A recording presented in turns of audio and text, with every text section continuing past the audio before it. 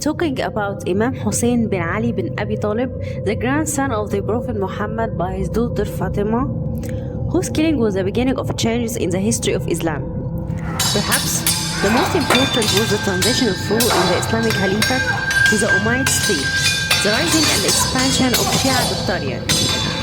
Nevertheless, the situation of his career remained uncertain because the body hasn't been fortified in its position, but has been beheaded, which has become widely debated in the history of Muslims. In 10th Muharram, year 61 after the migration, and especially after a tough war, the body of Al-Hussein was buried inside his cemetery in the position where he was killed in Karbala, Iraq. But the burial was preceded by an incident involving Al-Hussein's body, which was beheaded by Shamar bin Jawshan, looking forward to the reward of Al-Khalifa Yazid bin Muawiyah, who promised the state of one of the Islamic Emirat as a price for Al-Hussein's head. Indeed, the head arrives in Damascus, where it was hanged on the main gate of the city, to deter anyone who thinks defiantly of his authority. Here we stand at the boundaries of the last confirmed account of the position of Hussein's head, to multiply the accounts of historians as one of the strangest incidents in the history of the Islamic world. The first account, confirming that the head of Al-Hussein is settled in its current position in Egypt, says that the main reason for the transfer of it to Egypt is the crusades soldiers used to exhume the great graves of Muslims. Fatimi minister Al-Salih Tala'i bin Zaryak was afraid of that and ordered to bury the head in the current position between Khan al-Khalili and Al-Azhar Mosque. 549 AD, it's confirmed by a number of historians headed by Makrizi, who held the chapter in his planned sermons and consideration, the historian Ibn Iyas in his book, Qalashandi in his book, Becoming the Age. Concerning the way of transition, two opinions raised.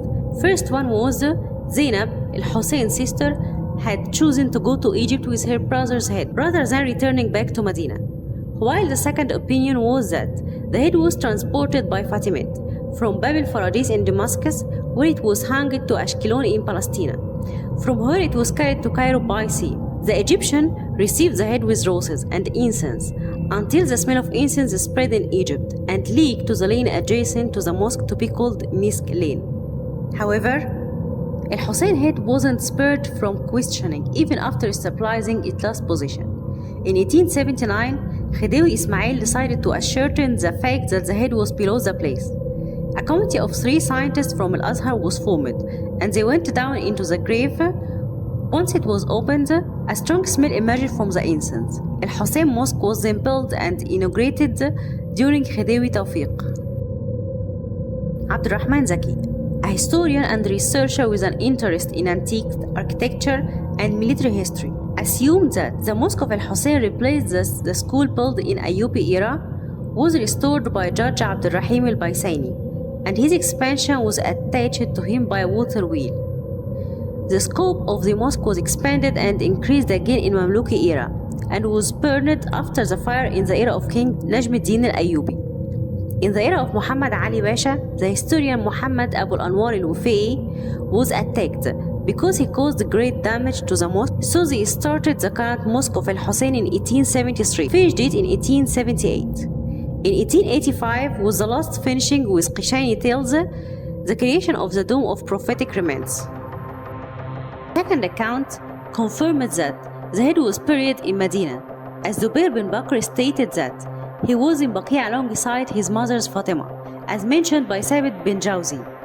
But when it arrived at the city, Amr bin Ziyad bin al-As was the head of the city. He buried it next to his mother Fatima, confirmed in the book The Famous Flag of the Hayasan. However, it's considered to be a weak account, as the grave of Fatima herself is unknown. There are those who say that she was buried in Baqi'. Others claim that she was buried next to the Prophet Muhammad, her father, and others claim to bury her under her house. The third account claimed that the head was buried in Damascus after reaching it from Karbala, but they disagreed in determining where it was buried, including those who said it was buried in a wall in Damascus, some of whom said in the Principality House, some of whom said in the general cemetery for the burial of Muslims, and there was a saying that it was buried inside the Faradis wall gate. Then it was called Ras Al Hussein Mosque. It's an account by The History of the Stools Al Hussein and the People of His Home and Supporters by Dr. Muhammad Sadiq. The fourth account claims that his burial in Najaf, next to the first Imam Ali bin Abi Talib, his father. One of the most famous of these accounts is what Muhammad bin Yaqub al-Kilani stated in his book Kafi, when he stated that Ja'far al-Siddiq, the sixth Imam of the 12th Shia, took his son Ismail to visit Ali bin Abi Talib residence in Najaf. When they arrived, Ja'far told his son, "Hand over to your grandfather Hussein bin Ali." One of his followers asked him, "Isn't Hussein in Karbala?" Al-Sadiq said, "Yes, but when his head was carried to Damascus, he was stolen by one of our loyalities. He was buried next to his father." In his book, All Visits, Ja'far bin Muhammad bin Gulai conveys another account of Sadiq appearing the same meaning. According to that account, if you come to the temptation of the Najaf, you see two graves, a large grave and a small one. The great grave of Ali and the little is Al-Hussein's head. The fifth account claims the return of the head to Karbala.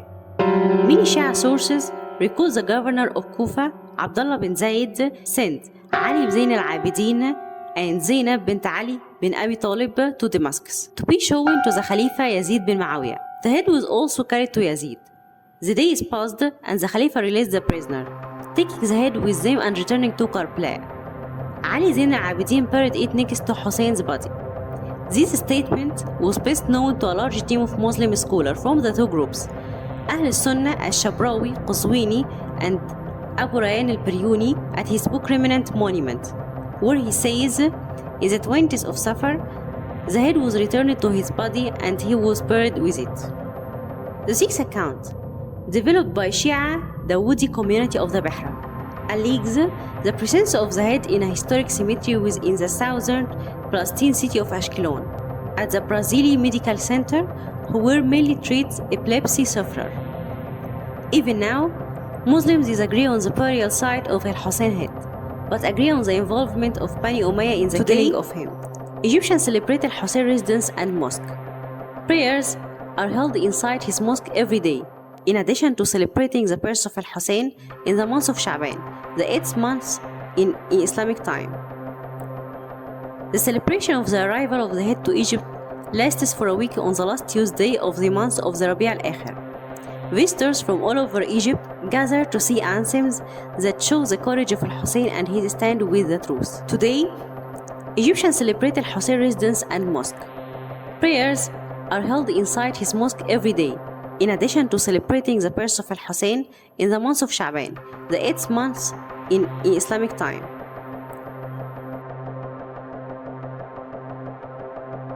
The celebration of the arrival of the head to Egypt lasts for a week on the last Tuesday of the month of the Rabi' al-Akhir. Visitors from all over Egypt gather to see anthems that show the courage of Al-Hussein and his stand with the truth. The Egyptians also commemorate the martyrdom of Al-Hussein on the 10th of Muharram, where he was martyred in Karbala, and it's quite different from the pattern of Shia revivals in Iraq to the memory of his death. Historians recount that the love relationship between Al-Hussein and the Egyptians is very old. Al-Hussein loved the Egyptians and stood with them.